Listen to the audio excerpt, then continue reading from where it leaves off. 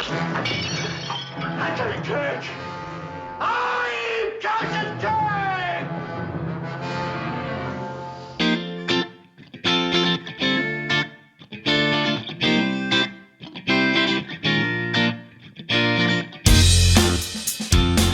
Hello and welcome to Intoxicated Master, where we talk about drinking culture, pop culture, politics, and anything else that comes up. Joining me today is two totally different people that we've never met before. From the Made It show, we have Ethan. Hey guys, how's it going? And Mike. Hey everyone. And it won't be confusing at all if there are two mics in the room. Yeah, I can be a different name if needed. I'm definitely gonna struggle because like if you pick a different name, I'm not gonna remember it. I think to get rid of any confusion, I'm just gonna call Ethan Mike as well. Yes, yeah, that will settle everything. So we're doing something a little different today. We got some people on that have seen a Star Trek. They have trekked the stars a little bit here and there. Oh, and how? But before we trek through the stars, let's trek through a glass. Ethan, what are you having tonight? So I was gonna. I'm a bartender. I was gonna go for like I've been working on a recipe for quite some time on a Romulan ale cocktail. So like it's something in and around like a blue curacao, with like Ray and Nephew's high proof rum. So obviously Romulan ale is supposed to be very alcoholic but also very sweet. Interesting note, I read somewhere once and I've never been able to find it again. I'm thinking I maybe made it up, but I might have read or might have made up that like Romulan ale is sweet to us but not to Romulans. It's possible. Weird. But I didn't. I've also been working on a blood wine cocktail, basically based on a shot we used to do at this bar I used to work at. It was basically just grenadine and Jägermeister, but it tastes like shit. Yeah, I was gonna say yeah, not selling that one to me. I'm sorry.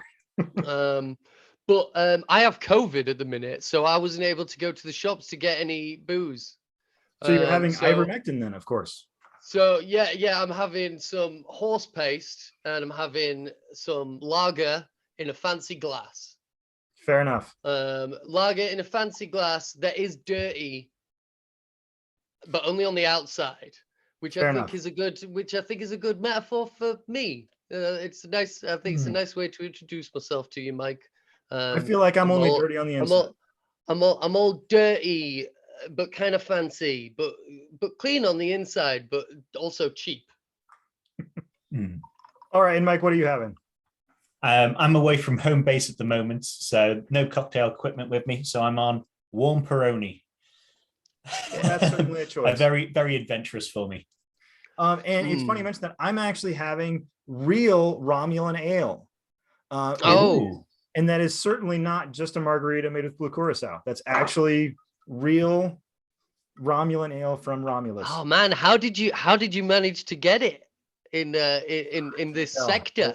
Very secret, very secretive. I guess command comes with its privileges, as they say. It is interesting that Romulan ale is supposedly illegal, yet everyone has it.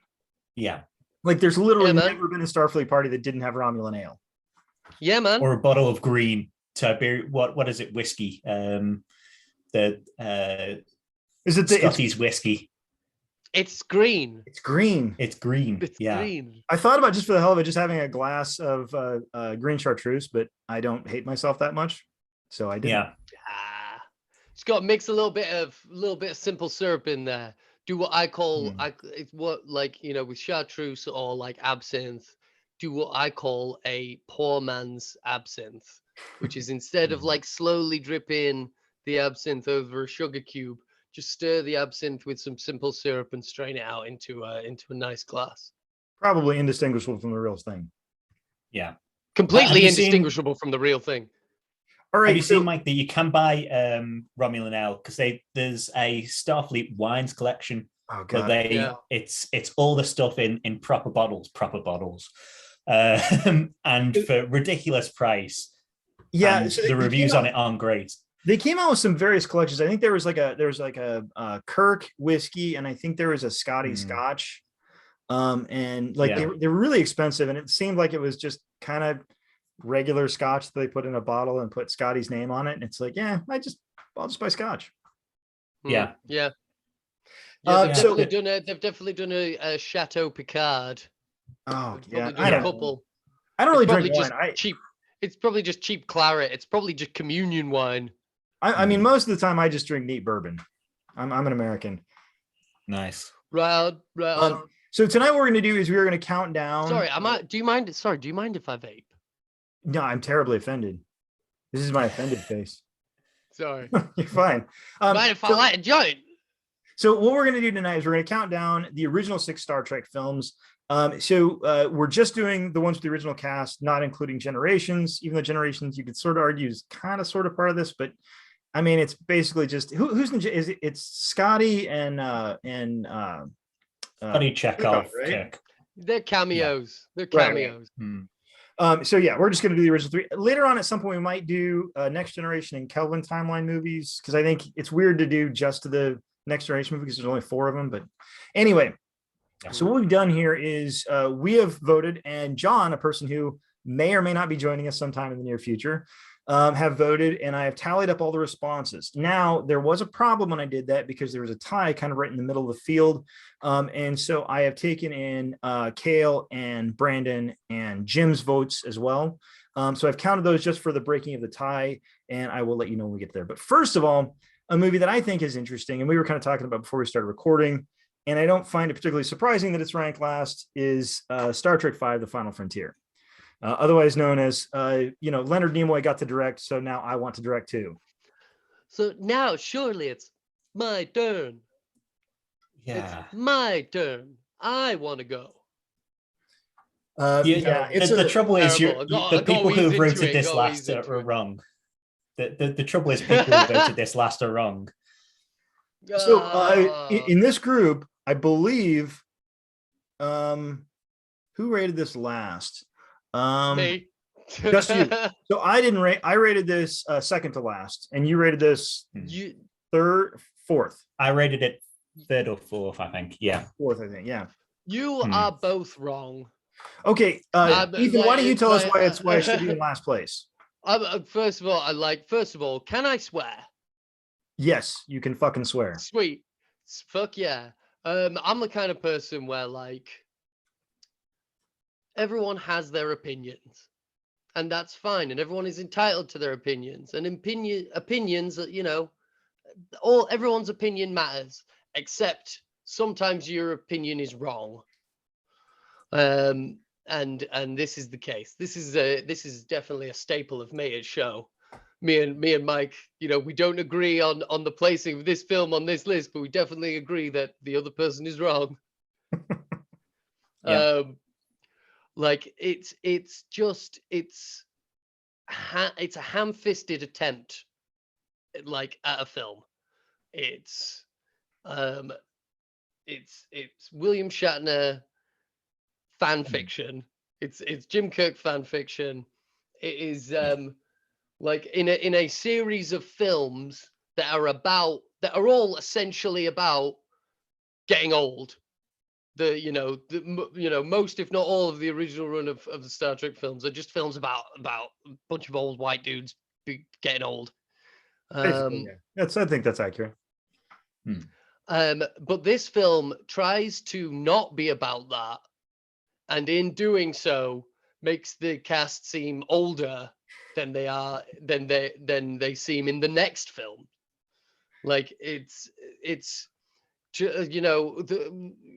I feel like Nichelle Nichols was maybe coerced into that. Oh yeah, that's cringy. That's pretty cringy. That's embarrassing. Yes, Nichelle Nichols had to do an exotic dance for part of this, which doesn't really even make sense in the context of the movie. I don't know. By the way, I read. Why is that your plan? Why is that your plan? What could also work, because you're only trying to distract them. You could just get someone to move over to the side and shout, and those people would still come running. Right, and then that would be a lot faster too. That would be much quicker. Yeah. Quick, put on this a bikini and it's but why? Why would I do that? Then we'll have them right where we want them, stood around, staring into space, surrounding the door that we are trying to get into. But they already had Right where we want them. than those people. Like they had guns. Yeah. And like the guys guarding him have like these old musket things. Like you wouldn't even have to distract them. You could just walk down there and be like, "We have guns and you don't." So Pew, pew, you know, we pew. win. Yeah, But man. no. Yeah. Yeah. Apparently, according to trivia, somebody suggested that as a joke and it was accepted. And they were sort of amazed that it was suggested as a legitimate story beat. Yes, because it was they were suggesting it to William Shatner. Well, yeah. William Shatner's like, that's a great idea. One other Michelle, interesting you're up for that, right? One other interesting beef in this movie is George Takei and William Shatner have famously had a bit of a rocky relationship. George Takei apparently had a great time on this movie. He said that Shatner was great to work with as a director. So, yeah. Well, do you know the cuts scene? Because the audio is now out in the world. Towards the end of the film, where they see the Excelsior and they're going around. I think it's this film. I know of the scene, yeah. Takei says, he lines up that he's going to become the captain of the Excelsior, and Shatner was purposely fluffing his lines so much that it wasn't going to be put in the film because he didn't want Takei to become a captain to be at his level for all the reasons Shatner has. that ego. Douche. Yeah. Do we know if So- Sulu so ever made what- Admiral? Pardon? Do we know if Sulu ever made Admiral? He I must. mean, I know he was like a Yakuza boss in one show. And like in beta canon, he certainly does. In beta canon, he does. And he was like a super important person in Heroes. So like I can picture him as an admiral. I just want somebody to write a book where he becomes like a 2-star admiral, just so you can always say he would always outrank Kirk. But Yeah. I'm pretty sure he did. I mean, it was desperately needed for someone to leave that ship, because of those last couple of movies, everyone's a captain. Every single person on that ship is a captain, other than the couple of cadets they keep around them to have a different looking uniform. Yeah, try and explain to Henry Kim how he's still an ensign. Yeah. Yeah. Oh no, we can't have too many lieutenants on this ship. Everyone's a captain in TOS time. That's just how it goes. We're going on your 8th year as an ensign. Yeah. Well, I mean, just looking around the bridge of this ship, Harry, you probably gonna turn captain by the time you're about 150 years old. I think he's the first person that gets promoted on this bridge. He's the first person that's going to get promoted directly from ensign to admiral. He's just going to get back. He got back there and he's like, ensign, you're now admiral of the fleet, just because like you deserve it. Come on. Yep. You put the hours in. I just want to. They're like, you're admiral of the fleet. We're all gonna take 5. Just the rest of Starfleet just takes 5. So I'm not going to go through notes on every movie, I promise. For some reason, 5 was just the one that like I had a lot of notes. So on the negative side, so I rated this second to last. So I rated it, my number 5. Well, yeah, number 5. Why? So first of all, it's a bad movie. The away uniforms that the main cast are wearing are the ugliest uniforms that have ever been worn on a Star Trek show, which is saying something. That's not. Yeah. The field duty uniforms are abysmal. They're a slight variation of a different uniform. Yeah. Yeah, they're more of a variation of like an old British Army jumper. In fact, no, they still use that. It's the jumper that they wear in like basic training. My brother was in the British Army. I stole that jumper off him. Yeah. We already talked. Uhura looks terrible in it. Uhura looks the worst out of everyone in it. Yeah. It just doesn't work for her. Yeah. We already mentioned Uhura being a stripper is weird. Uhura and Scotty, like that was never a thing, right? They were just like all of a sudden Uhura and Scotty are fucking like. Yeah, I mean, like, was the backstory of that? Well, I mean, it's like, to be honest, like it's more of a like, ooh, I've always wanted a slice of that, and like, Scotty's he's a strong. He's a big old Scotsman. Women love a big old Scotsman. Have you not seen the way that women go fucking mental for Outlander? I've seen the very way people erotic. Look at, Mel Gibson, and he's Scottish, right? No, I think he's Australian. Or Australian. Scottish Australian. There's Depends who wants it. Braveheart reference. Oh God, yeah, that thing. Yeah. In the last one, that didn't happen. in the last one, that's a negative that I think is kind of interesting that I didn't think about. Like I've seen this movie a bunch of times. The Klingons can just hear Federation radio traffic.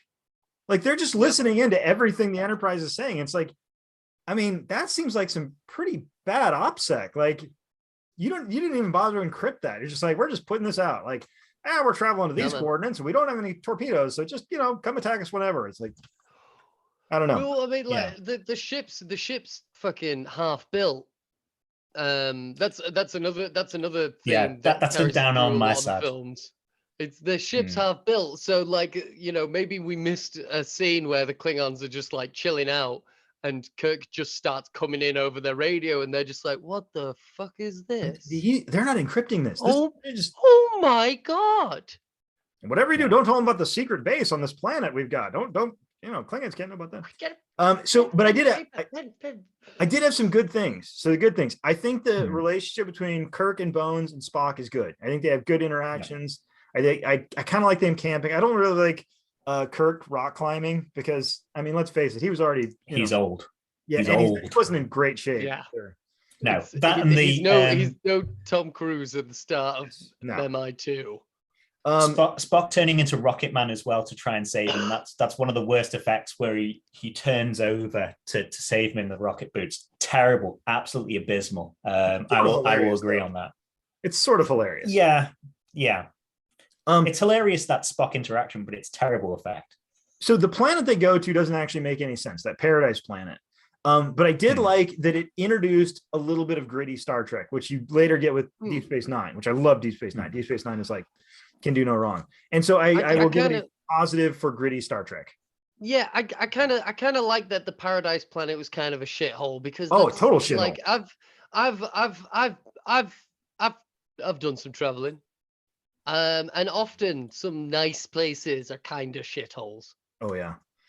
I kind of like Cybok as a character. I think he's kind of interesting. Cybok's great. Yeah. Cybok's one of my favorite Trek movie villains. And because he's not necessarily a villain at all. He's just, very convincing, or using his Vulcan powers to be convincing.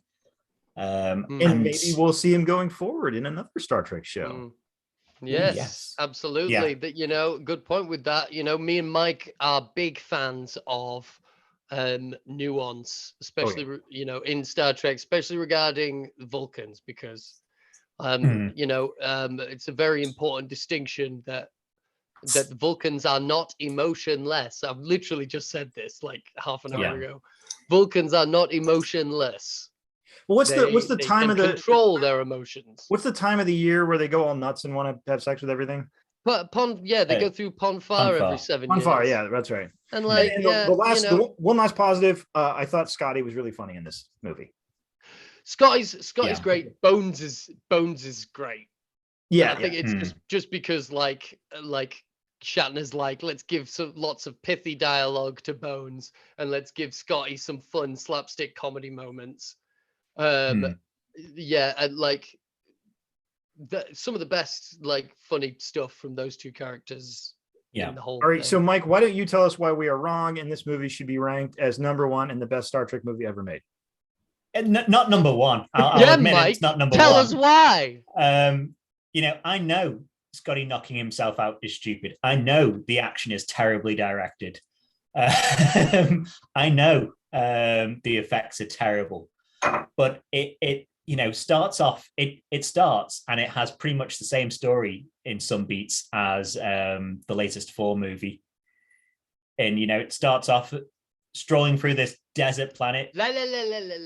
Okay, going through this desert planet. Person is dying of not having anything and is offered something great. There's the journey to the center of the universe. I know what you're saying. And he looks like God. Him as well. Yeah, he looks like him.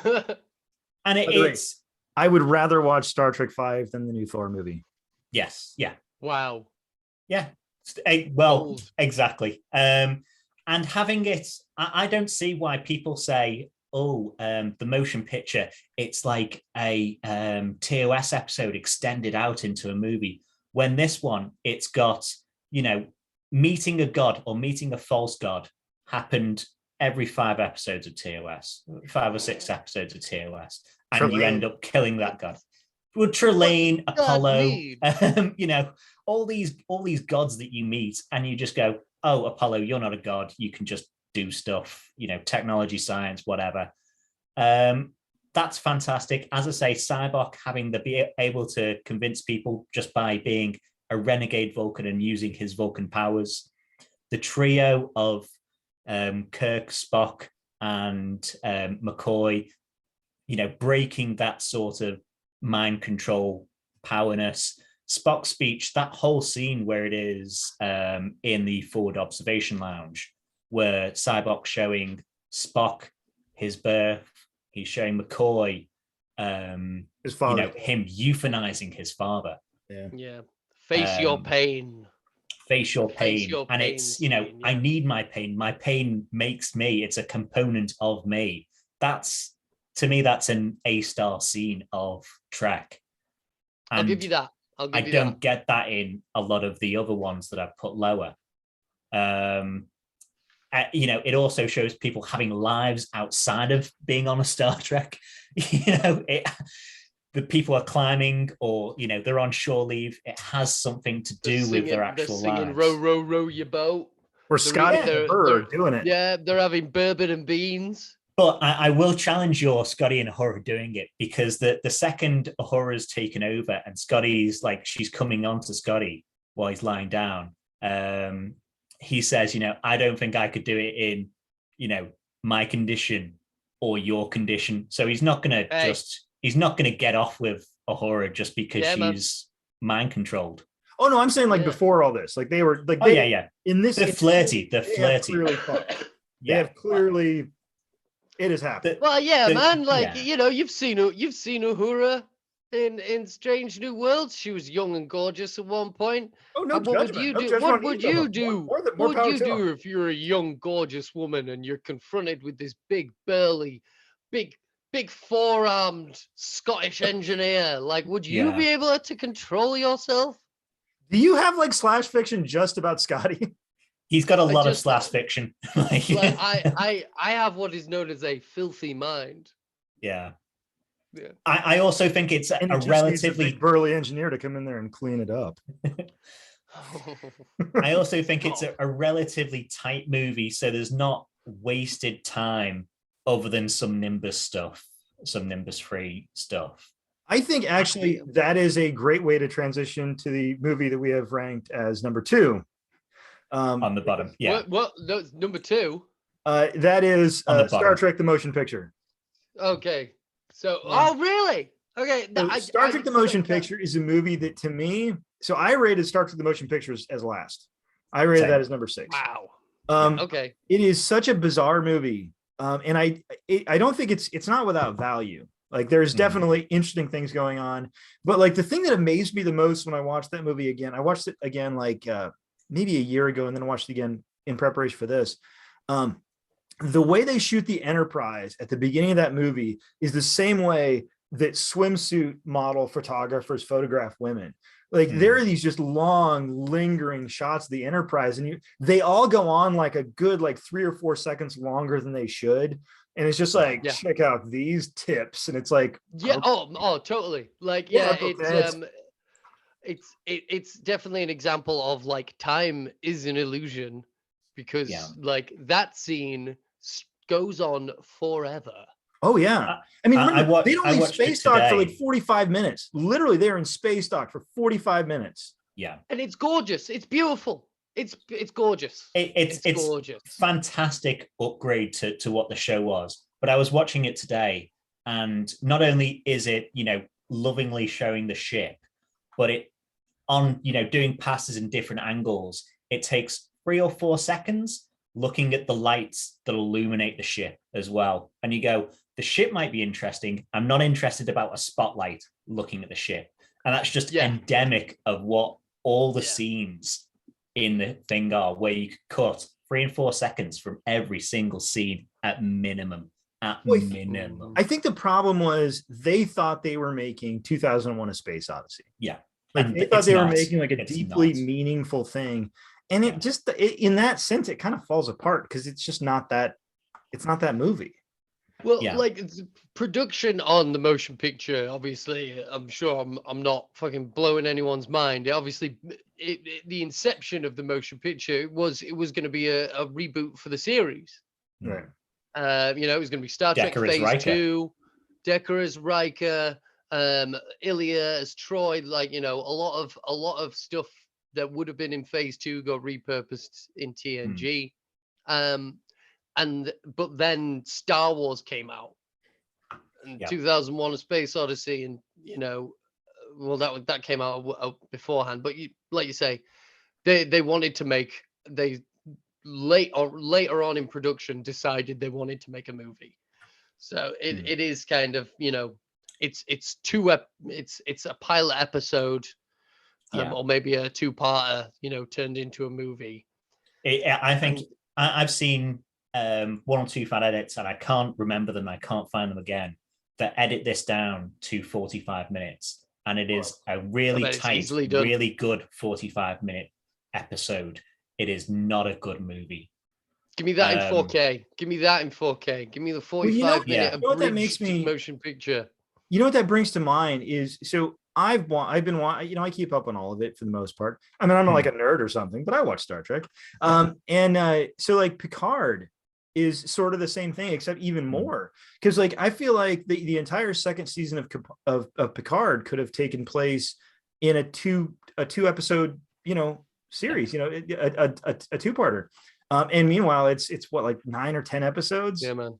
And they're an hour a piece, and you're just like, oh my god, I wish something would happen.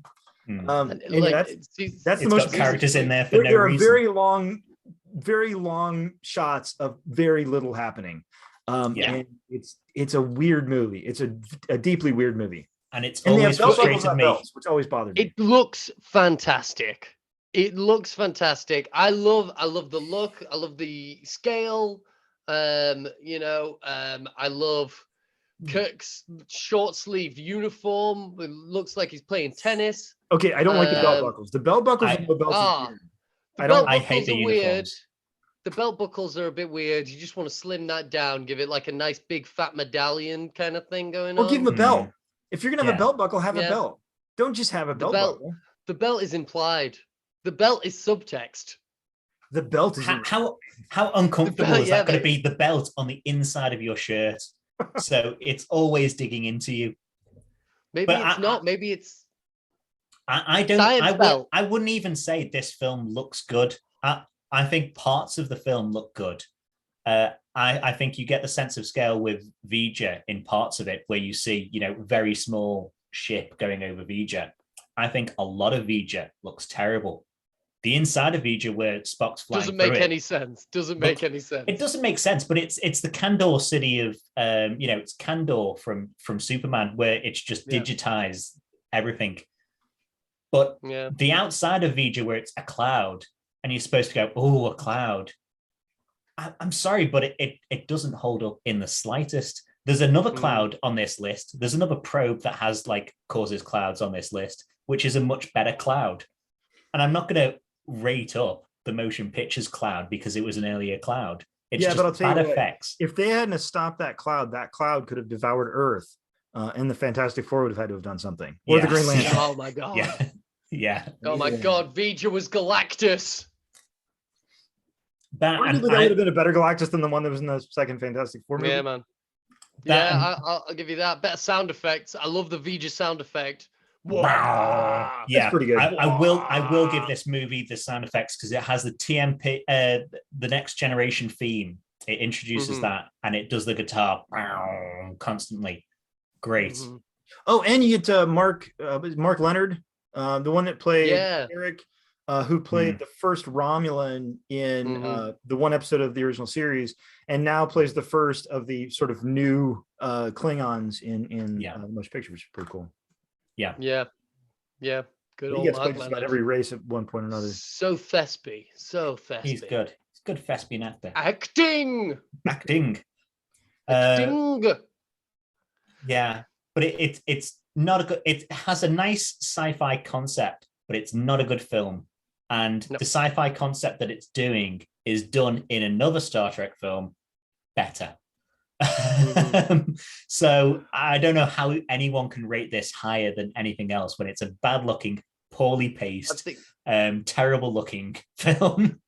Well, I think it's one of those things. I don't think they really had a clear idea of what they were doing with this movie. Yeah. Well, the original idea for Vija, the idea that Roddenberry came up with, it was his original idea for what Vija was essentially like it was supposed to be an allegory for God, and it was going to be basically an atheism story, and it was going to be like this God. Vija was supposed to be God, but it comes to us and it thinks we're God and we think it's God. Yeah. By the way, I think a really interesting question about Star Trek would be, is Gene Roddenberry a more positive or a more negative influence on Star Trek in the long run? And I think it's interesting because like his ideas are great for the original series, but like going forward, he had I don't think he would have approved of really anything in Deep Space Nine. No, he would have hated all of Deep Space Nine. Certainly, he hated all the TMP films other than this one, really. Yeah.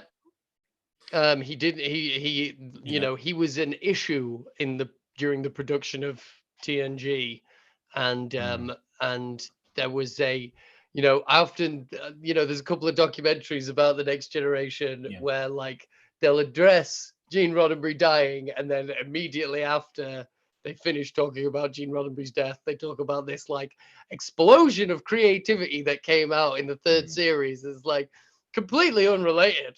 Well, I mean, that first season of Next Generation is rough. That first season is, and the second season is a little rough too. The first season especially, like going back through there, like there's some of those episodes you're like, ooh, how did they do that? And then you go forward and see some of the stuff they were making later, and you're like, yeah, Roddenberry probably needed to just get out of the way and let people, kind of move forward with the stuff. But anyway, so the next, let me ask, does anybody have any final thoughts on the motion picture? The picture. The very slow motion picture. What I will say is as well, this introduces a running thing with the Trek movies that it isn't great. That is, the Enterprise is the only ship in the sector to interrupt this terrible thing, and Vija is 3 days away from Earth. It's 4 days from Vulcan, and Earth is 4 days from Vulcan. Spock meets the Enterprise on the way, so Vulcan had plenty of time to send stuff to interrupt Vija. Decided not to. But here's the thing: at that point, they sent the Federation only had 7 ships. That's but 7 ships. Hopefully, more than one of them have got to be stationed around home base. It's ridiculous. Where Yeah, but 2 were parked up. Two have like they're up on bricks and they've had their wheels stolen off by neighborhood kids. Well, I mean, you don't park in Klingon neighborhoods. That's what happens. No. Yeah. So I also don't like it for that because it's carried on through a lot of the TMP films where it's just like, oh no, we're the only ship in the sector. What do you mean we're the only ship in the sector? Or no, you're the only competent captain. Okay. Captains can move between ships. Take the captain and put him on a different ship and then take that ship towards the terrible thing. Yes. What the fuck is going on? Maybe are the other captains all just fucking goofballs? Like they're just like, I don't even know what to do. Fire phasers. So with the only ship in the sector, but we are like half built again, or for the first time. Yeah, that's the for me that's the trope that is introduced in this film that is carried on, which is like it's an old man who's wrestling with getting older, and the Enterprise is half built. Yeah, is in the process of an upgrade or is falling apart. Maybe we're looking at this the wrong way. Maybe the Federation is just like super lazy. They're just like, I don't know, send the Enterprise. It's like, but we got like 6 ships in that vicinity. It's like, yeah, but they'll do it. It's fun. Just tell them everyone in the sector again. One last thing I'll say on this, and then I'll leave the motion picture alone, is Decker is a bitch and would make a poor captain anyway. Because they get to this, unimaginable cloud of its whole like solar systems wide, this massive cloud. And Decker says, oh, we shouldn't go in. We don't know what we could be risking. what do you think you were sent for? You know, were you just going to go, if you were in command, you were just going to go see that the cloud existed and then just shadow it to Earth as it destroyed Earth? You know, what was the point in you? And then he's insubordinate. I know he's like, there's that whole Kirk Decker bouncing off each other, which in some parts works pretty well. But then he suggests Kirk has just come in and taken his ship off him. So like he's probably just like, I'm agreeing with you. He's being a little bitch. But like the way in which he's being a little bitch is literally just like, just like oppositing everything that Kirk says. Yeah. Let's go into the nebula. What it sort of reminds me of is what Kirk is doing puts Kirk in charge of the Enterprise. So like if you're Decker, you're like, well, that's kind of what you wanted. I understand that's your orders. It's like whenever you have some like cult that starts up and the cult leader's like, turns out I get to have sex with everybody's wife. And it's like, yeah, but that's a dick move. It kind of seems like that's just what you wanted to do. Yeah. Yep. 100%. All right. So the next one, I think is kind of interesting. I have it in, you guys rate this in the same place. This is going to be interesting. And that is, so the next two films were actually at a tie. I had to break the tie by using our other co-host numbers and the outside adjudicators. Exactly. Yeah. And so what came in what is this? Fourth place is Star Trek III: The Search for Spock. Okay. Search for Spock. Yeah. So I will say negative things first, and I will allow you guys to say positive things because I think maybe I'm more negative on this movie than some people are. I don't hate this movie, but I feel like this movie is, if you were to add all the Star Trek movies together and divide by the number of movies, you would get The Search for Spock. It is like the dead average Star Trek movie. It is sort of like if you Search for Spock is the most medium. It is extra medium. Like if you had an AI watch every Star Trek movie and every Star Trek show, it would then write The Search for Spock. And it's not bad. It's just kind of there. And Christopher Lloyd is really a weird Klingon in that movie. He's not good, and he whispers very slowly his lines, and I don't. He's amazing. Like it. You're all wrong, and I hate you. He goes anytime they ask him to do Klingon, he goes, and you go like, that's fantastic. That's fantastic, Christopher. Can you take another, run at it? They needed a director to be like, Chris, like, let's go to the side here a second. We'll bring a language person on for you. And this is Nimoy, right? Nimoy directed this one, I think, didn't he? Nimoy directed this one. The fun irony of The Search for Spock is he was, where's Spock? Oh, he's behind the camera. Yeah. Well, it was, how do we get Spock back? And it was, we offer the actor directing credit. And he's like, yeah, I'll come back. Yeah, sure. That's fine with me. Like Christopher Lloyd as Commander Krug, it's one of my favorite Klingon performances. I love him. I love the I like the portrayal of the Klingons in Search for Spock. It's like it's the first time we get a really kind of real characterization of Klingons in Klingon culture, speaking in Klingon. There's that great scene where they're looking at the Genesis probe, readouts and stuff, and they immediately it just becomes an immediate like red flag. It highlights their paranoia quite well, that like the second they see this thing that creates new worlds, Krug is like, oh yeah, it creates a new world with the Federation flag flying high above it. Yeah, they just want to turn us into them. It's a great characterization of xenophobia, which Trek always does, quite well. I live in the US. It uses proto matter. I live in the US, so I don't have any idea what xenophobia looks like. Oh no. Not where you are in the United States of America. Yes, I am in the very middle of the United States of America. You're in the middle of the United States of America. Oh no, well you wouldn't see xenophobia in the middle of America. You can't even see. Yeah, you'd have to get on a very tall hill, which we don't have any. So, Krug's amazing. I put this higher on my list than what I'm guessing the next film is. I think you guys both had this at number 3, right? Yeah, I think. Yeah. It's Um, fine, I that film. but yeah, I can see why it would be lower on the list. The, the whole thing with the Katra always bothered me. Like, you don't need that plot device in this film at all. But it's weird introduction where it says like that's normal for Vulcans to, if a Vulcan dies next to their friend, they just pass their personality onto their friend, and that's just standard. And it's something that's agreed upon. And then it's like it's a fluke of the whole situation that Spock has a body as well. Because Sarek is like, give me Spock's Katra. And he's like, I don't have it. And Kirk is the biggest idiot in that scene where he's like, he's already seen Bones being like, no, take me to Vulcan. And Sarek goes like, I need Spock's personality. And it takes until the end of the scene until Kirk's like, someone else might have Spock's personality. Wait a movies minute. rely on somebody being incredibly stupid and not being able to recognize just like basic patterns. Like, hi, I've got Spock's Katra. Shut up, Bones. I'm working on something here. Like, look, write it down. Tell me later.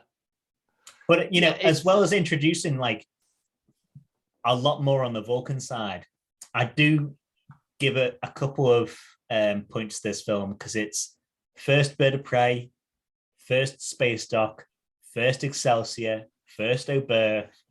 The effects are much better than the previous two films. By any standard. The Klingon Bird of Prey is, it's at least top 5 best ships that have ever been introduced. Most iconic. Pretty strong claim towards number 1. I think the Romulan Bird of Prey and Next Generations may be a little cooler, but like it's like right up there, like 1, 2, 3 somewhere. Yeah, there's a reason why they reuse it so often, and it's not just because they had the exploding effect, but it also is because they had the exploding effect. That's again an iconic effect. Oh yeah. I'm sort of frustrated by this film because I just don't have anything to say about it. I watch it and I don't dislike it. It's sort of, I almost thought about putting this in last place, not because I dislike it the most, but because I find it the least interesting. Because with all the problems with 1 and 5, and there are a bunch of problems which we have addressed, they're both interesting movies. Like, they're both interesting from sort of a production standpoint and what they were trying to do and whether they did that or not. Whereas I feel like 3 is just like, they were just like, okay, you got to bring Spock back so we can make Voyage Home. So do that. But I think it's better than that. It knows, for example, the direction or the editing behind it is better than that because, for example, it knows when to drop the score. So the whole thing about the standoff and who's going to die, David Marcus, and you killed my son, you Klingon bastard, you killed my son. There's no music in that at all. There isn't a beat of music, and you go like, well, you've dropped the score, you're showing it's an impactful scene, you're doing everything there. It's the escape from Space Dock, fantastic. It's another, cool fashion, It's great to see Sulu in cool fashion. Chekhov gets kind of points down for being in a purple, like, boy uniform or whatever. But that whole escape and Scotty fucking up the Excelsior, great stuff. Another, good scene. Then there's a lot of shit in the middle. I don't care for anything about Spock being reborn, really. It's a bit nonsense. And it's terrible really that like they just kind of, I guess maybe he becomes a kid again, and then he grows up with the planet, maybe. And like that was the entire like scripting session. Like, I guess he grows up with the planet. Sure. He had. Sorry, I've just realized I've been working off my laptop mic. How do I sound now that I'm on this microphone? So much sound bad. You're good. Honestly, do I sound? I can tell the difference. Pretty close. You don't think you can tell the difference? Cool. What were we saying? But it's weird anyway. Growing up, how many times did he pon far? A couple with he will have had to. Robin Curtis. He would have had to at least do 2 bonfires with. It's is it every 7 years? 7 years. I like at the end as he's walking down the line of people, who knew him to try and regain those memories. He looks at Robin Curtis, and she does a weird, oh shit, we fucked. She looks at the floor. Oh my god, we fucked like 5 Everyone times. else is really You're happy so and old. meeting him. And she's like, oh no, this is embarrassing. I slept with a 7-year-old or, a 21-year-old. I don't think they have Ponfar at 7. No, they wait until maturity and then troubling. they Ponfar. Yeah, but it's very strange. One thing I thought we should probably mention here is Merritt Buttrick, who ended up playing a role on Next Generation. I don't remember what episode it was. What's their name? Merritt Buttrick. David Marcus. David Marcus. Yes. Yeah. So he was in this. He was in Next Generation and then passed away very, very young. I think he was. Sadly of AIDS. It was a great episode of TNG, the one where there's a planet addicted to drugs and a planet that's supplying them. Right. Yeah. He was 29 when he died. So far too young and a good actor. I don't think they do enough for David's death. They do it in that scene where he dies, but then at the end it's all smiles. And they kind of mention it in a couple of the other movies. Like they bring it up in part 6. And I think they probably hit her better in part 6 than they do in anything else. Because it's definitely felt more in the Undiscovered Country than it is in this film, and certainly in the next film. But I think it'll be a while before we talk about Undiscovered Country. But in the Final Frontier, quite a while. So in the Final Frontier, Spock's brother or half brother dies that he barely knew, and at the end of it, Spock says, "I lost a brother." And, it's that repeating it and to show that the events of the movie still happened. He's still affected of it by the end of the movie. Kirk doesn't have any of that by the end of Search for Spock. He's just like, got Spock back. I know he was my kid, but I barely knew the man. Yeah. Where's Carol Marcus gone on this planet? His hookup, also created Genesis, is probably the lead scientist for Genesis, is gone. Couldn't get her back. Sorry. She's a woman. Like, what could she know about science? She probably I'll do one film with that man. Yeah. I'll do one. It is true. I think probably 6 is the only movie where they really deal with that and kind of a more. They sort of show his trauma from having lost his kid. Because 5 they don't really. They kind of buzz right past. I think there's a picture of him or something. Yeah, he picks up a picture of his son and he's like, my son's dead. But Kirk still doesn't trust the Klingons in 5, and then they have to do at the end where he gets saved by the Klingon ship, and then they have to walk some of that back for Undiscovered Country to be, has to treat them like the Russians again. Well, to be fair, the guy that saved him in 5 was kind of an asshole. So maybe he was like, he only did that because that one commander guy made him. Yeah.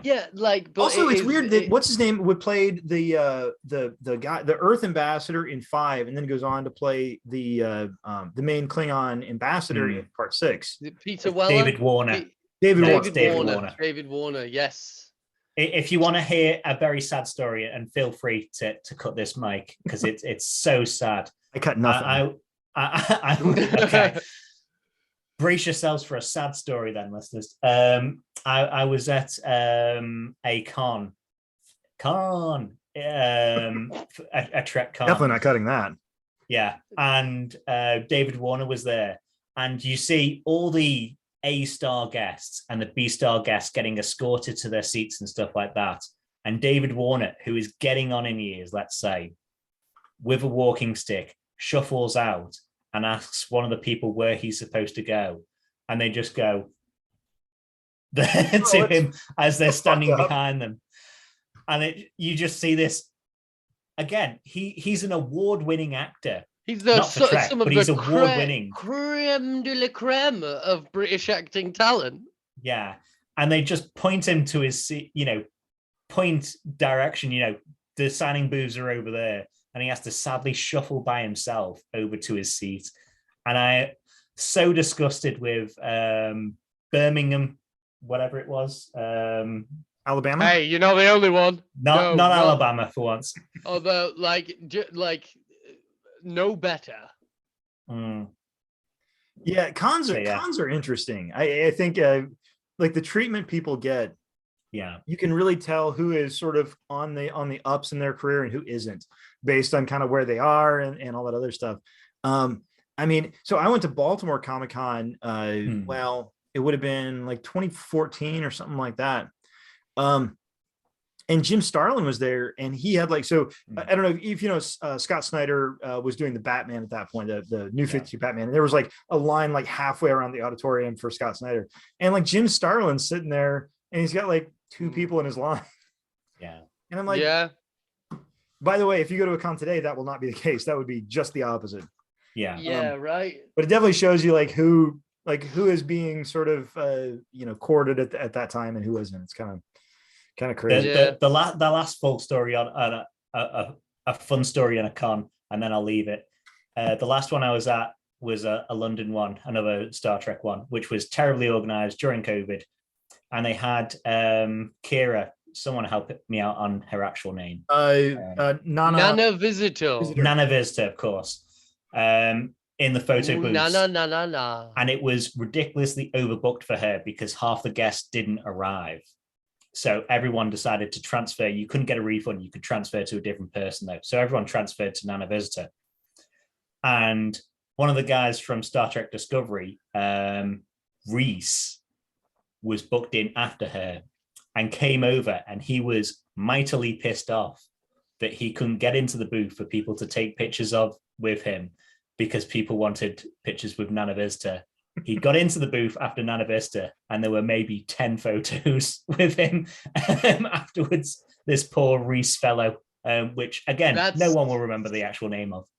That's kind of embarrassing. It's very sad. That gives me a stomachache. My favorite con experience is always meeting Jim Steranko, because he is. By the way, don't look up his political views on the Twitters because he is. Oh, never look up anyone's political views if you can avoid it. Jim Steranko is one of those people that he feels like he owes it to everybody who comes into his line, like a certain degree of like attention. Yeah. So we had him at one of the cons here in Des Moines quite a while ago, and like every single person in his line, when you get up to him, he will tell you a story. Like every single person in line, every single one. That's cool. And he will tell you a story. Like I had him sign Nick Fury, the first Nick Fury issue. And he was like talking about it and like how Stan didn't want me to use that cover, but I was telling him like, Stan, this is the one to go with. Stan Lee didn't do shit. And it's funny. The guy is like 5'3" and weighs 97 pounds, and he's just like has this incredible energy to him. Yeah. Interesting. That's fantastic. Cool, man. Man, those old creatives, they're spry. Some of them. Yeah, man. Yeah. Some of them aren't, unfortunately. So the next one, I think this one is going to be interesting, and I wish John would have been on by this point because John rated this very high. I rated this middle, and you guys rated this very low. Voyage Home. This is Star Trek IV: The Voyage Home. Now, I should say before we talk about this, for our purposes, Star Trek 4 and Star Trek 3 have the same number of points. They are a tie in the middle.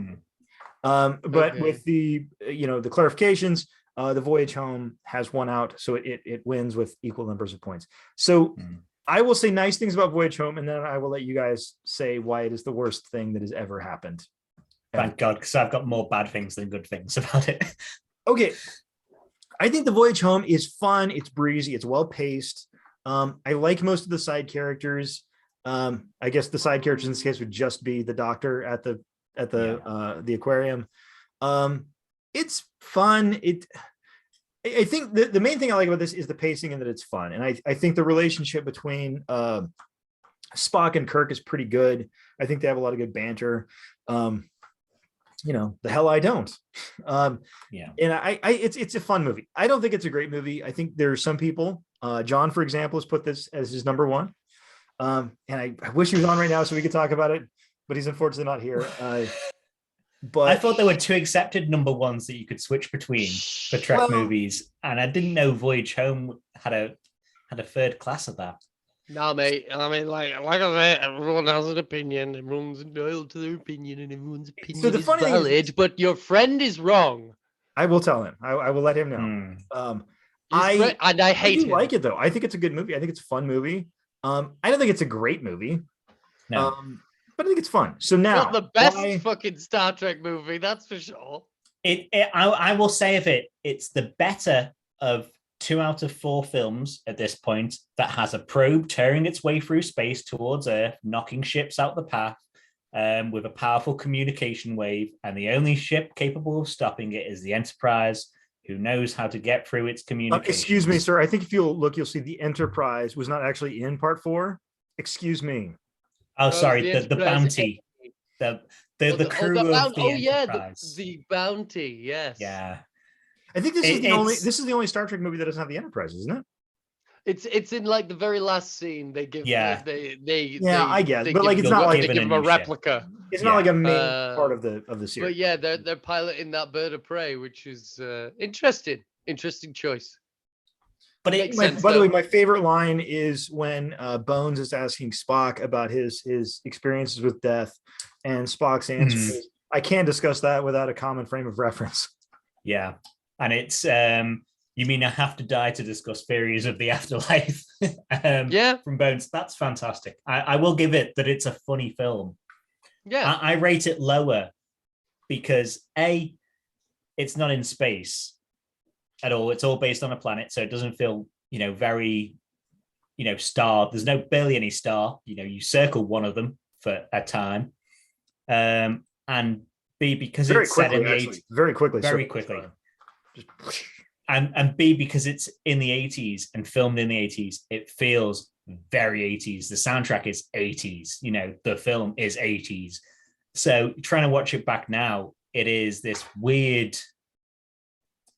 More than any film, if you watch Wrath of Khan, it feels like a more recent film than this, I think.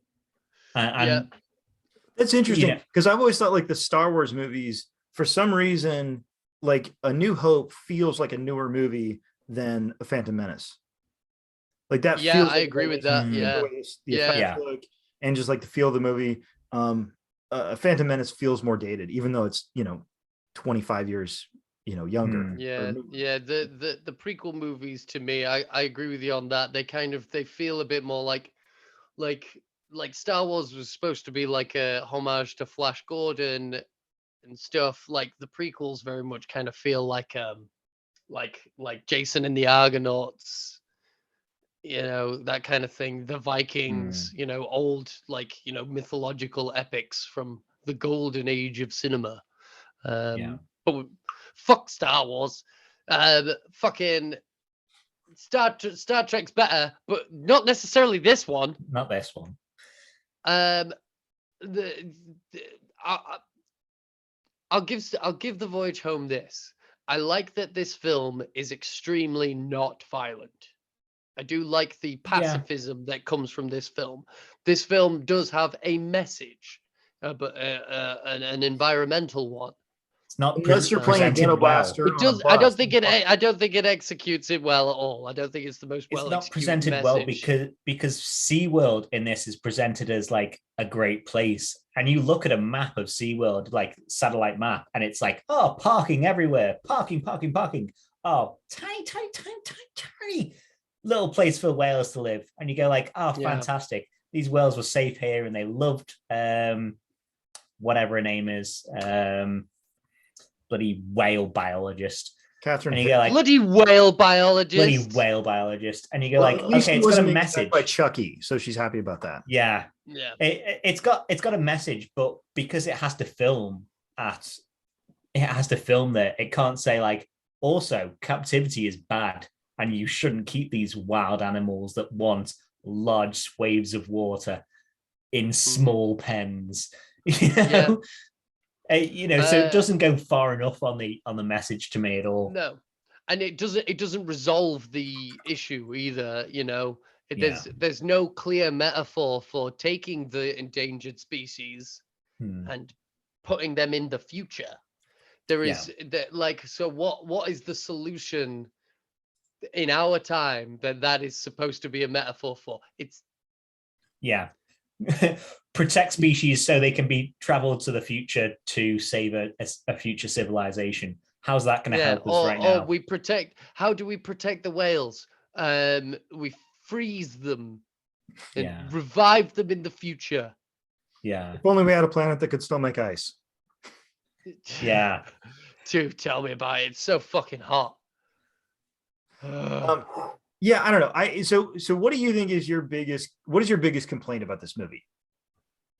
Well, it's the second in 4 films that do almost the exact same plot other than it's time travel. And the time travel ages the film. I don't know.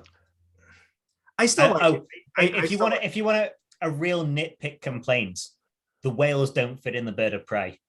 They do not. If you size up the bird of prey, any sort of bird of prey that you have, they don't fit in there. And to also have a warp drive in there. Well, so clearly you can see there's actually a TARDIS inside of the bird of prey. Yeah. Inside of it, so it works. It's ridiculous. It's ridiculous. I mean, it's a good enough film for them to copy. For Picard season 2 lifts a lot off this film. Yeah. So it's good enough for them to copy. Yeah. But it's not good enough to work. Well, I have thoughts, but I think it was I like Star Trek 4. I didn't want to watch it again over the course of 10 episodes.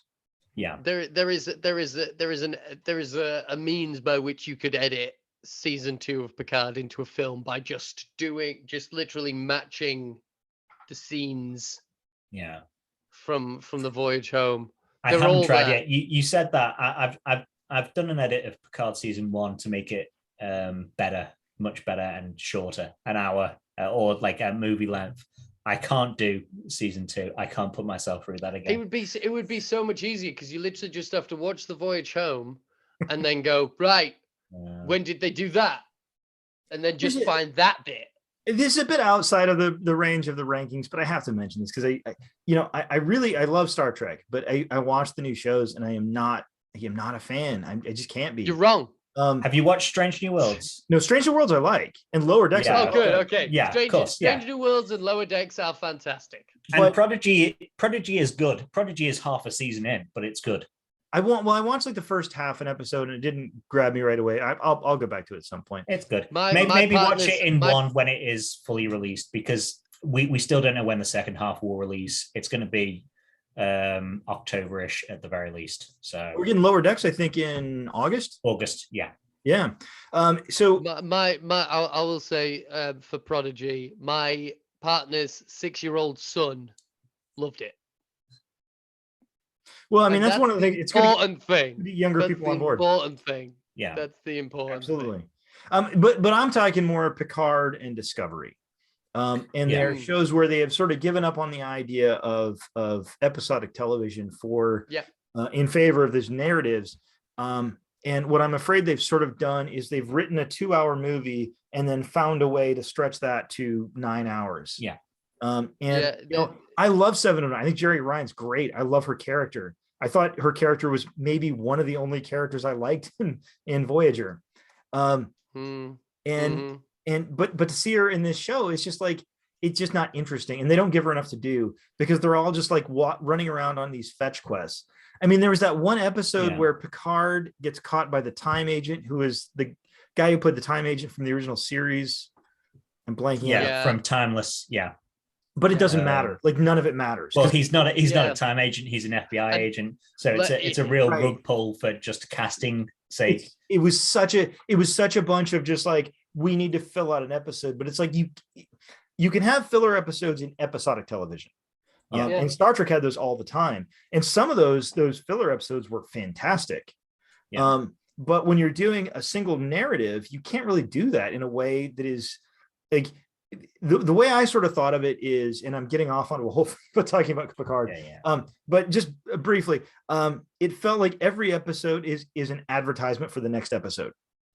Yeah. And it's just like the next episode. Episodes should be narratively satisfying in and of themselves. Yes, 100%. I agree with you there. And they weren't. And I do give some leeway to the last 2 seasons, so Discovery season 4 and Picard season 2, because of COVID. I don't think they're well written, but you can see, especially in Picard, that there's groups of people, and those groups of people never touch other groups of people on the same crew until the last 2 episodes or something like that. And I think it's writing around COVID, and it's not good, you should possibly stop and then wait until COVID finishes and then start again, because you weren't accomplishing the story at all. You didn't need a new Soong character in there at all. You didn't Such a terrible idea. set him up there in the future. You didn't. Picard does nothing. I always feel incredibly sorry for, and I can't remember his name because he's that underserved, the Romulan kid, sword kid. Oh yeah. He basically existed to Space Legolas. Yeah, Space Legolas. In that he was introduced in first season, a bit later on compared to the main cast. Then he went on the heist mission. Then he left to do another impossible mission with Jerry Ryan and wasn't in the finale really. Second season, he introduced, go into the mirror, like not mirror universe. Then he dies. Why would you write that character in? You're supposed to be writing a tight 6-episode season. Why write a character in that you don't have anything for in the first place? Elnor. It doesn't matter. Elnor. Yeah. It doesn't, and that character is not coming back in season 3. And I hope that's in part or half and half between the actor saying, if you don't have anything for me, I'm not coming back. And the writer saying, well, we don't have anything for you, so we don't need you. Yeah. Because he was wasted in the first 2 seasons, because you should have characters that you want to use. Not you don't want to use. If you're gonna give us a fucking clan of warrior nuns, give us a warrior nun, not their helper. Instead, you got none. Yeah. Oh, hey. Nice work. Nice work. This guy over here. Yeah. All right, I think we should probably move on to our number 2. And I just which one is it going to be? I'm looking for the disappointed. Wait, we at number 2 already. Oh man. Oh, looking for the disappointed. I think like we know it's good. We know. Is not discovered. It's in fact the undiscovered country. Okay. It's a wrong decision. This is exactly... I agree. I'm an undiscovered country boy.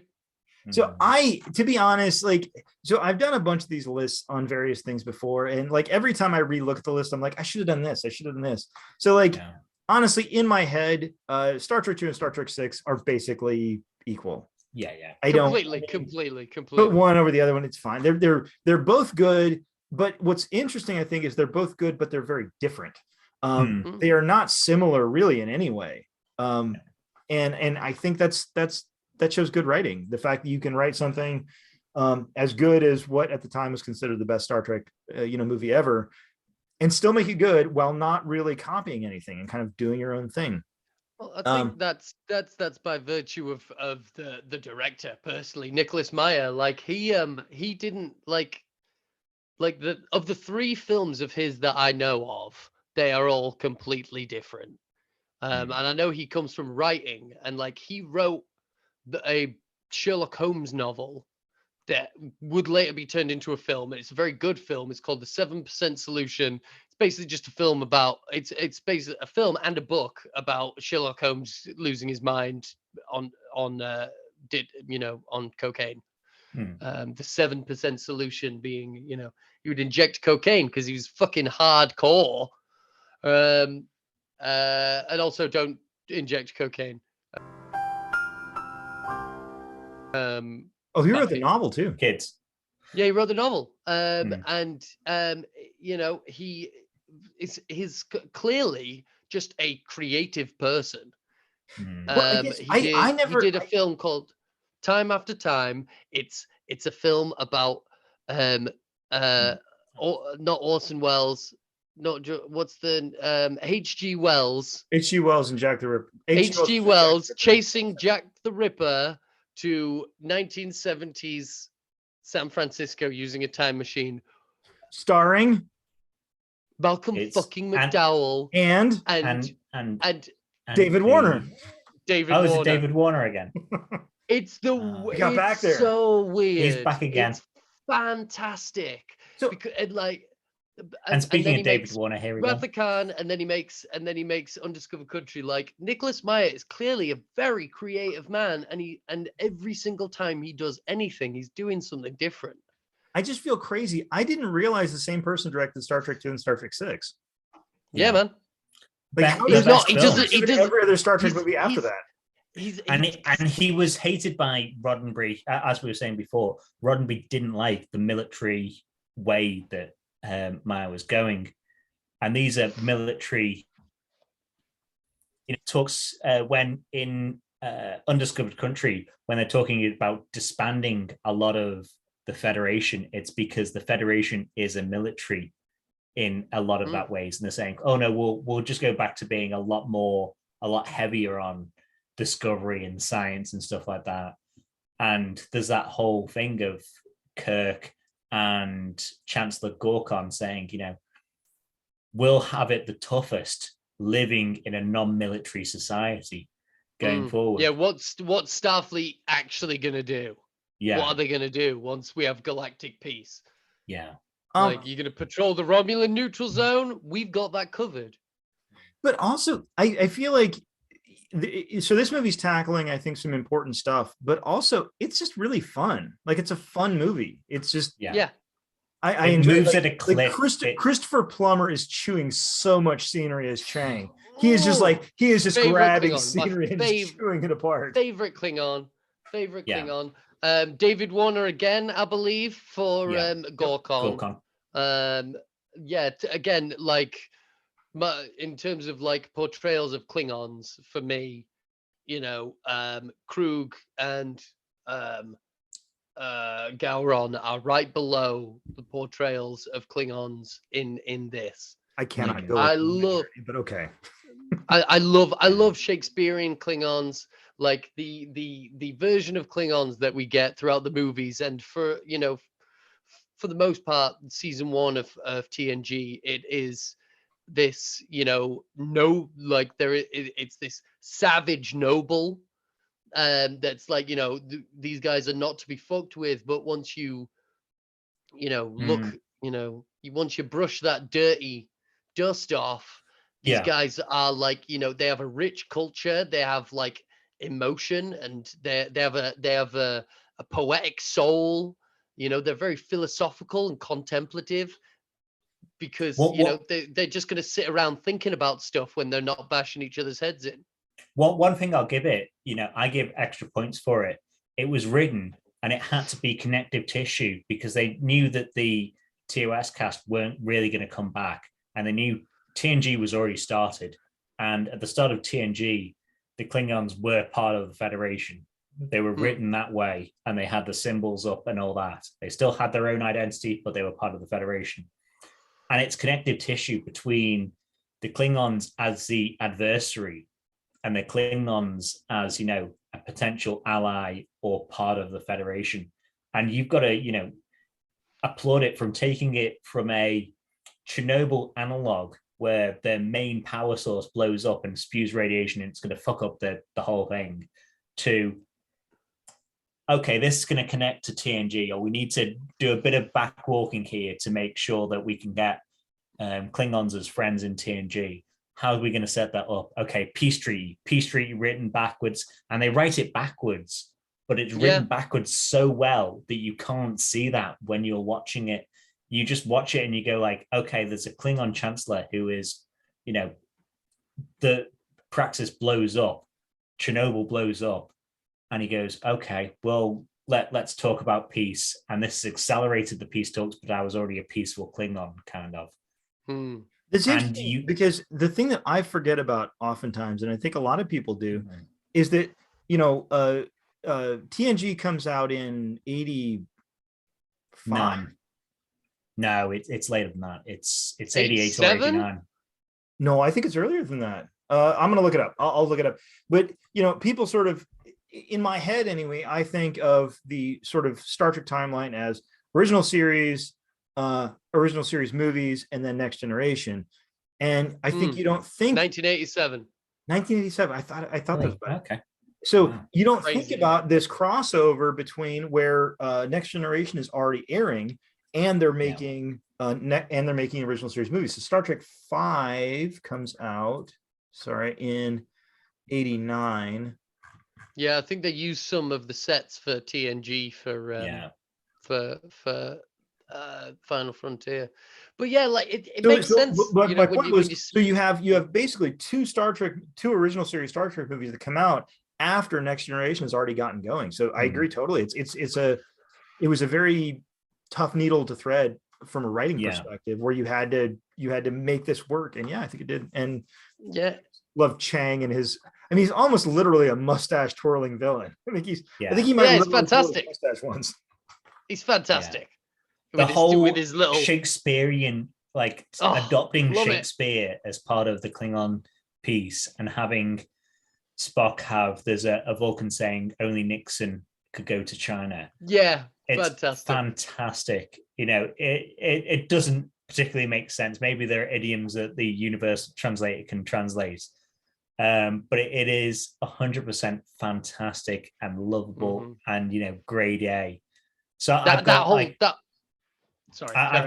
got perfect scenes. So I do my, I was going to say perfect scene by perfect scenes. I've got the Praxis explosion and Sulu detecting it, and then there's the whole Soviet kind of cover up and saying, there's nothing wrong. Which happened after Chernobyl. Perfect scene. The Starfleet headquarters scene where it is Kirk being volunteered by Spock. Perfect scene.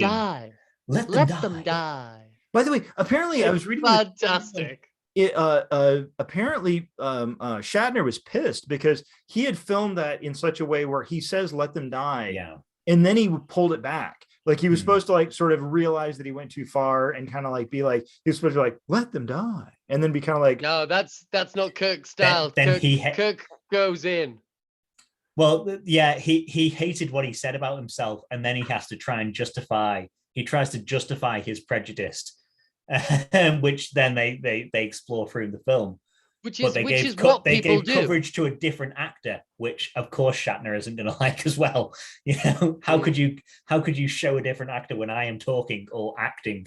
I've got Guess Who's Coming to Dinner, and the whole talk about human rights. What are you talking about? You're being incredibly racist over the dinner table when you talk about human rights when we're Klingon. Why wouldn't you say Klingon rights? Fantastic. The loss of culture they're talking about, the breathing room they're talking about. It's fantastic, that dinner scene. There's sort of a subtle thing that I didn't know or didn't realize maybe the first couple times I watched this movie that I think is important is when they leave the dinner, the crew realize they kind of fucked up too. Yeah. They didn't come out of there thinking, oh, these savages, screw them. They were like, man, we all got kind of drunk and people were kind of, shooting their mouths off. And I think if this movie had been made earlier, I think it probably would have been filmed in such a way where, they're Klingons. What can you do? But in this version, you can see that like we're all human. We're all a bunch of old people. We're all old as fuck. Exactly. I can't drink that much anymore.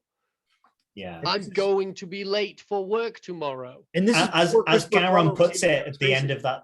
As Gowron puts it at the end of that scene, he says to Kirk, and I've already, said it once, where he says, you and I will have the hardest time of living in peace because Kirk has had to become a military man in a time of war.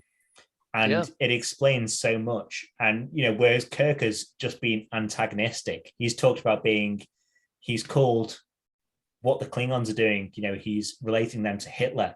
And apparently the Klingons know about Hitler and Shakespeare enough that they know that's a bad thing. So you go okay, that you are insulting these people so much. Yeah. And, Chancellor Gowron knows that. And he's going to give you a chance to say okay, I know you're heated. Let's step this back. And that adds so much to the Gowron Gorkin character, sorry. I was going to say, I was going to correct you because Gowron's the one from... Thank you so much. It adds so much to by the way, Gowron's great too. Yeah. Gowron's amazing. Yeah. It adds so much to that character where he's not just antagonistic and being like, you've insulted me, flip tables and stuff like that. He is measured and he wants peace. And this is the explosion of Praxis is just a reason for him to go for the Klingons to say, we need to try and get peace here, otherwise we'll die. It's fantastic. Yeah, we do. Gorkon is he's one of those examples that we often get. Your Ned Starks, your Duke Leto Atreides the Firsts. Whatever happened to your those guys? Gorkons? They all fucking died. They were good men who tried. No, they were all good men who tried to do good things, but the greed and the paranoia of the people around them, ends up being the thing that brings them down. This film does a great example of highlighting that Kirk is part of the problem. We just had an episode of Strange New Worlds, spoiler alert, with cheeky bit of Kirk in the last episode. That was a really cool episode. It was a great episode, but they highlight the fact that, like, sort of earlier on in Kirk's career, the defining move that he makes that ends up preventing all-out war with the Romulans is the fact that he just straight up fucking takes out a Romulan the second one steps out over the neutral zone. Like, which is interesting. Kirk is a warrior, and which is interesting because the later problem. on, then in Undiscovered Country, his instincts are the wrong thing. So it kind of shows you that while Kirk was the right person to be there when they first meet the Romulans, he's sort of the wrong person to be here now. And he says that in that meeting. He's like, "Why are you sending me?" And that's when you kind of get the first inklings of this deeper conspiracy that's going on, because the Badmirals are just like, "Yeah, shut up. We're sending you. We're sending I'm literally the worst person for this job. Why are you sending me?" And they're like, "You'll be fine." But this is one of the best films to explain why the Enterprise is the ship to do it. It isn't, you're the only ship in the sector. You were escorting a ship because A, the Badmirals, and B, just in case the Klingons step out of line, we know we've got a captain on there who's established to beating the shit out of Klingons in charge of the Enterprise, a ship has numerous records of beating the shit out of Klingons. And it's finally finished built. Like, we finally it's finished in one building piece. it. The 6 elevators movies work and everything. and we have a whole Enterprise. Yeah. The elevators work. The kitchen's got the gas is hooked up. The kitchen's got fucking all sorts going on. You seen that shit? It's got a bar. There's entertainment. It's just everything's fine. Got personalized teacups. Scotty has nothing to do. It's fantastic. It is fantastic of that setting up that, because as I say, it does annoy me sometimes where it's like, something's coming towards Sector 001 and the Enterprise is the only ship that can do anything about it. And you go like, that's bollocks. Come on, send a couple of Mirandas first. If they're in one piece, you don't have to strip, a half-working Enterprise and, hotwire it together just to get it to go. Send a Miranda there. The only Miranda I know is not the person you want in peace talks. Woo! Okay, we should stop gushing about this movie so we can go ahead and gush about a different movie. So the number one. I wonder which one it'll be. Yeah. Drum roll. No, it is, of course, Star Trek: The Wrath of Khan. I put this at number one because it's just a great movie. It's a great ass movie. Like it's not 100%. Complicated. And you have to ignore the sort of plot problems of the fact that Chekhov is the one who finds Khan and Chekhov wasn't on the Enterprise, but it's fine. We can forgive. Whatever. Somebody on the Enterprise told him about it when he came on board. It's fine. Whatever. He was working lower decks. You don't need everyone on the crew on the bridge meeting Khan and shaking his hand on screen. We don't necessarily know Chekhov wasn't on the ship. Maybe he just got a promotion. Maybe there's a deleted scene of Chekhov like awkwardly bumping into Khan, and they have like a meet cute, and he's like, "Oh, my name's Chekhov," and he's like, "I am Ricardo Montalban. Look at my chest. Look at my chest." Yeah. I will rate this first out of chests of Star Trek films. Good, because Ricardo Montalban, God only knows how much he was lifting then. It is ridiculous. It is insane. Real chest. There's the conspiracy theory that shit's fake. I'm not buying it. That shit's real. That is real. Yeah. That man is beautiful. By the way, I think that Christopher Plummer should be lucky that Ricardo Montalban left enough scenery to chew after he had chewed all the scenery in Star Trek. Like he's just like the key to ridiculous characters clearly is to just fucking go for it. Go for it. Just chew up all the scenery, give it 110%. Like, yeah, turn it to 11. Just turn it to 11. I mean, like when he picks up Chekhov and he's like, well, I can't remember the line he says, but he's like, why are you here or whatever? And he's like, why are you here? It's like this whispered thing. Or like man. There's the scene where Khan, Jim Kirk's just shot the fucking brain maggot, and he's like, Khan, you bloodsucker. And Khan he realizes that Kirk's still alive, and he leans back, and the whole scene, whenever it cuts back to that shot, it's not even a good shot of Montalban, but it's great acting because he's just. By the way, I challenge you. There is no such thing as a bad shot of Ricardo. No, it doesn't exist. No, but and he's just leaning back and staring into space. He's like, of course he's still alive. He's always so. Do you know what? Fuck it. I'm not even gonna try kill you. I'm just gonna let you die. And you can see he doesn't say or do anything, but you can see the cogs turning as he starts, giving his buried alive. It's so good. And it's oh god, and just so much oh man, from hell's heart I stab at thee. For hate's sake, I spit my last breath at thee. That's so good. It's so funny because I feel like we should talk about something other than Ricardo Montalban, but also in this, how do you talk about something other? Do you want to know the two things that knock it down and make Undiscovered Country top for me? Not Ricardo Montalban. Not Ricardo Montalban based. The villain and the hero don't meet at all.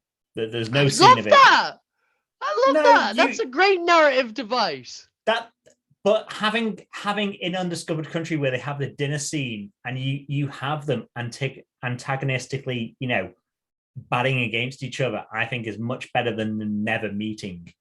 So you prefer I'll leave you marooned. So you prefer the William Shatner meeting Malcolm McDowell in Generations? I do. Yeah. I think the I think the Time is the fire in which we all burn is a fantastic line. That's a great line. I was about to start doing that in Kirk. But it's a great line. Yeah, it's a great moment. I don't know. It doesn't bother me they don't meet. Wrath of Khan. Sorry. No, you're fine. But it's space. They probably wouldn't have met. It's fine. Well, they're not good at each other. It's not even that it's space. It's fucking Horatio Hornblower. It's Master and Commander in space. So no, generally speaking, in old-timey naval battles, the captains of the respective ships generally wouldn't meet because they would blow each other out of into JV Jones's locker. Yeah, but you do add something. You do add something if the captains do meet. So it's not traditional naval, but you do add something if the captains know their own thing. And for Space Seed, if for Wrath of Khan to work like that, you need Space Seed. And Space Seed is quite old when you look at it back. Yes, but we have Space Seed. I know you have Space Seed. The meeting it's not narratively necessary. It's not necessary within the narrative of the film for them to meet. Clearly, because they don't meet, and it's number one. By the way, poor Paul Winfield in this movie. I feel like he's just done that one? He's the captain of the other ship. Oh, the dude. Oh, yeah, no, that's horrific. Hearing him wail as it disintegrates, that's fucking horrible. Wrong. He's just the captain of a ship. He also plays the main Temerian at Darmok and Jalad. He's the Oh yeah, I he's didn't that's know yeah that. such a good episode. Such a good yeah. episode. Oh Um, my what I God. my Kirk But and Khan. my second point, just to get out of the way of why it's why I drop a place for it, is nowadays we kind of accept that the ships in Trek have view screens on top of windows.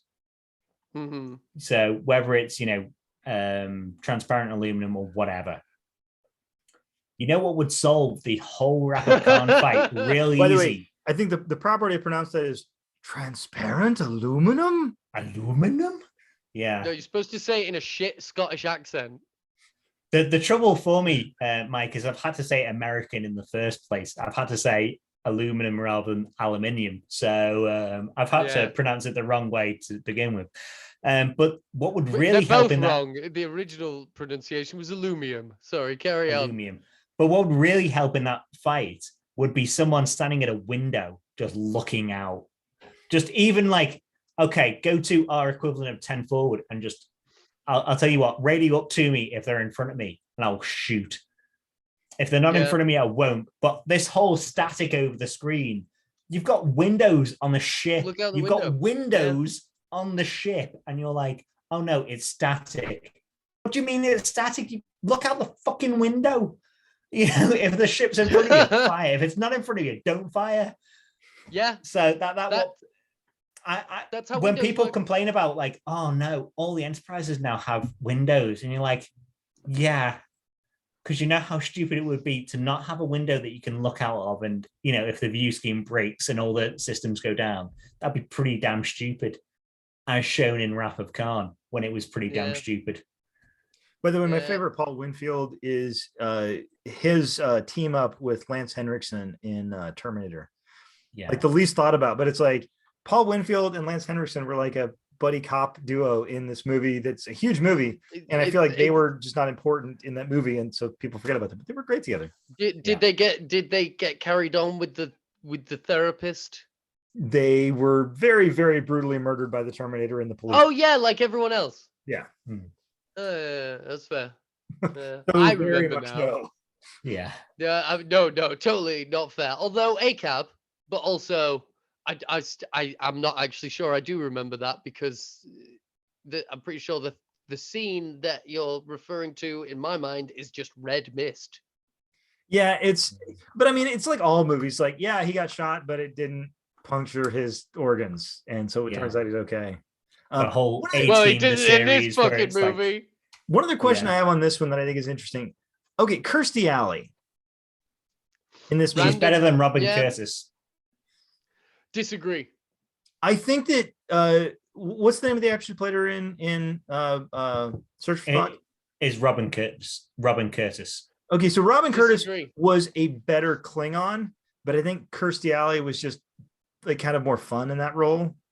But Robin Curtis is playing a full Vulcan, and did I say Klingon? I'm sorry. Yeah, I think the direction that Kirstie Alley was given is the array Vulcan with Romulan DNA. Yeah, because that was the original idea of what she was going to be. Oh. So half emotional, or had that aspect of emotion in her. Whereas then you switch to Robin Curtis and it's 100%, straight down the line Vulcan, and you go like, okay, yeah, fine for a Vulcan, but it's not incredibly interesting, I don't think. I guess I prefer Romulans over Vulcans. I just they're more fun to be around. I'm not even gonna say why I prefer Robin Curtis, because it's just gonna seem cliche at this point. But she is.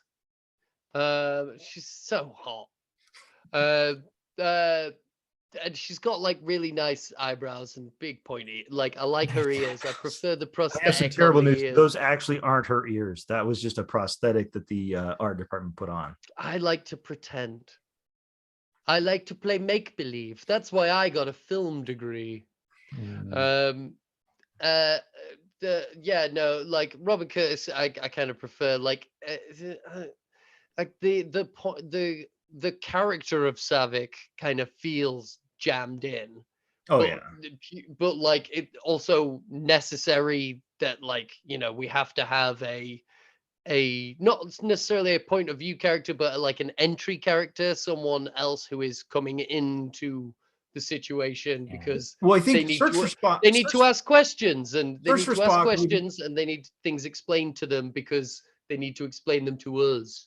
I think Search for Spock wouldn't have worked if you just had Kirk's son and Spock. Like there had to be another person there to make it work. And sure, Savick. And there's a lot of parts of this film that wouldn't have worked. There, like I say, there are things that they explain to Savick that if they weren't explaining it to Savick, they would just be saying it out loud to no one. And it's weird because the original plan was for obviously Kirstie Alley, if she didn't demand more money, to have her in two, or have her in Search for Spock, and then have her in Voyage Home. She was going to be, the original idea for that character was they were pregnant with Spock's child after Pon farring so much. And then we all like to Pon far a little bit sometimes. We all like but they must have done it like 7 times. He's so old. If we can do it more than once every 7 years, we're beating beating the Vulcan average. I am very, very pregnant. But then that character was also going to be brought back for the Undiscovered Country, and she was going to be the Valeris character. So it was going to be a arc for that character of, no, your father plays by the rules.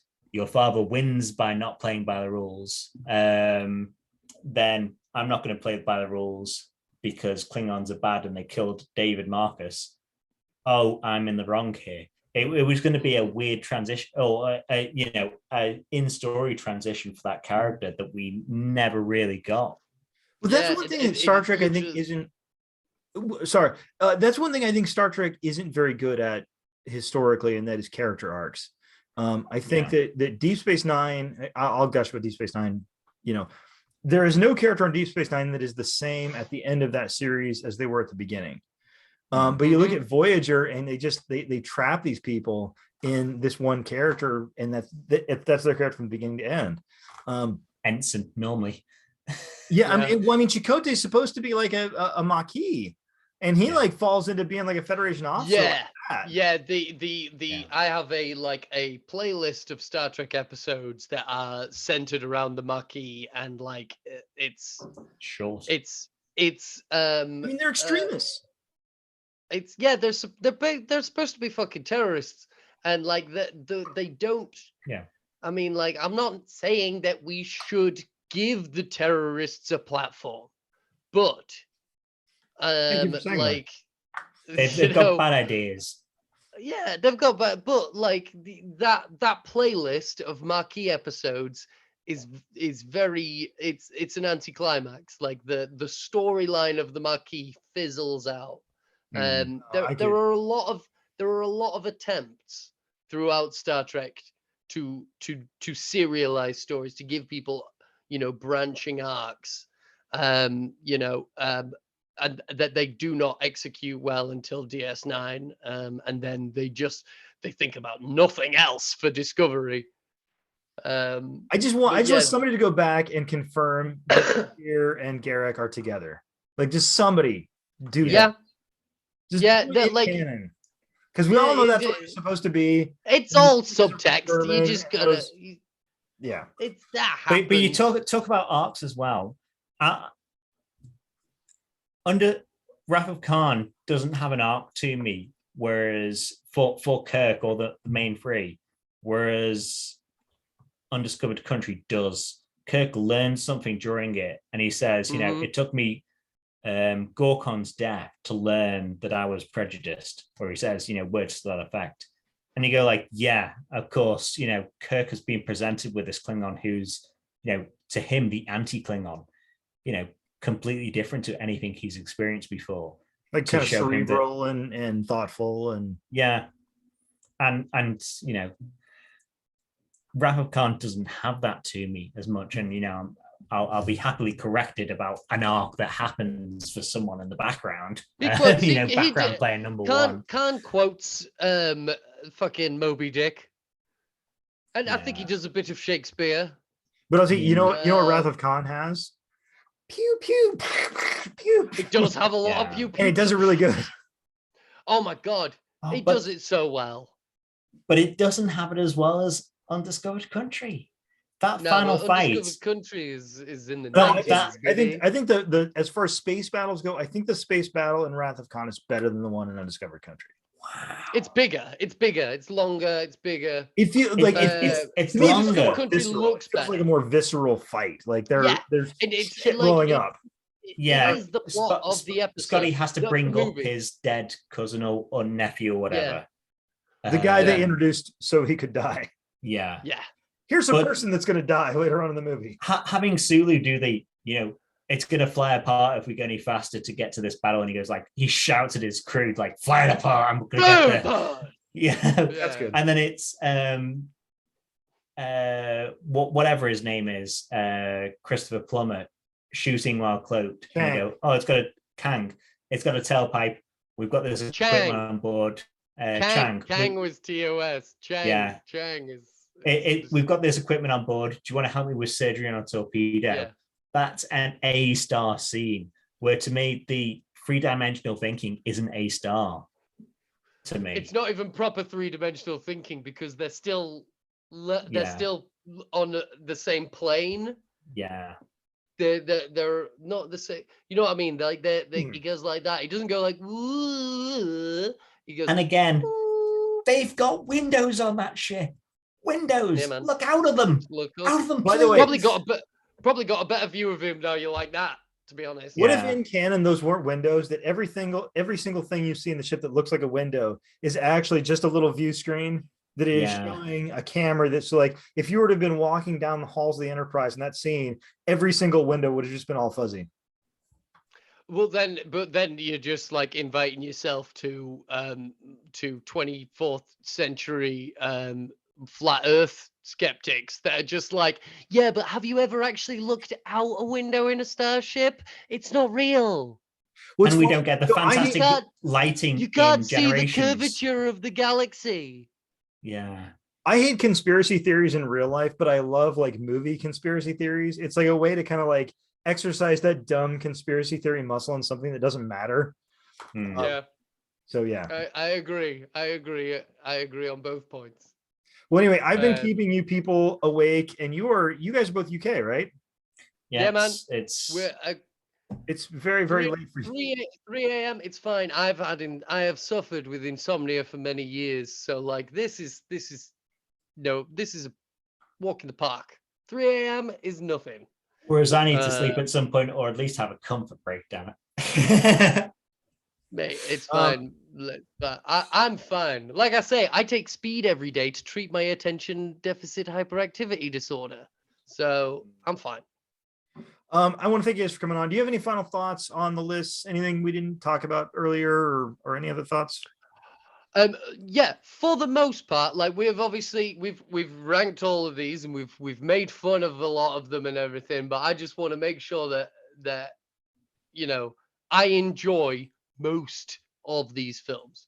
The Voyage Home, not the Voyage Home. As far as I'm concerned, The Final Frontier is the only bad movie in this list. But there are still parts that I will force myself to enjoy. But for the most part, I love all of these movies. I tell you what, I think Final Frontier I can get through because I think that the guy who plays Sybok is really kind of a fun actor, and I think he makes it fun to watch. But it's not a good movie. It's not a good movie. I think all of them are highly watchable. I think they can be, one or two of them could be edited to better films. But I think they're highly watchable films still, and it's harder to come out with bad stuff. And really, I tier them. So there's the top two films, the middle three films, and the worst two films. And that I have to live with that because they can switch day by day for me, if I'm honest. You've just reminded when you said the way you tier films, tears, crying. The only film, the only star of these films, in fact, the only Star Trek film that has ever made me cry is The Wrath of Khan. Only because I watched The Wrath of Khan after Leonard Nimoy died. Yeah. On a day It's a when sad I'd film. already been sent home from work early because I was crying because Leonard Nimoy died. It's a sad film to watch. They were just like, Ethan's crying. Leonard Nimoy's died. He's from Star Trek. Ethan likes Star Trek. It's just a thing. I think we should send him home. But yeah, that scene, where Spock dies, and of all the souls I've met in the galaxy, his was the most human. Come on. Oh, so you have to pause there. Which later becomes racist. Yeah. But It was racist then. yeah, it was racist then. But yeah, like Wrath of Khan, like an undiscovered country are equal, but I perfectly understand why it would take that top spot. Yeah. All right. Well, I want to thank you guys for coming on. I want to thank everybody for watching. Cheers for having us. Share and subscribe. Oh, and absolutely. Check us out at Mate It So, baby. I'm sorry, I Show. forgot. Yes. Say the thing. Mate It Show. Mate with an 8 in it. M8 It Show.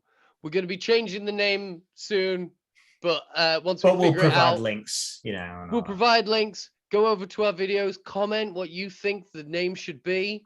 I like Shatner Pants or Shatner Face. No one does. No. I seem to be the only person that likes it. I'll put a link for whatever it's called down below in the doobly-doo. And I want to thank everybody for watching. Please have a good drink. Thanks for having us, man.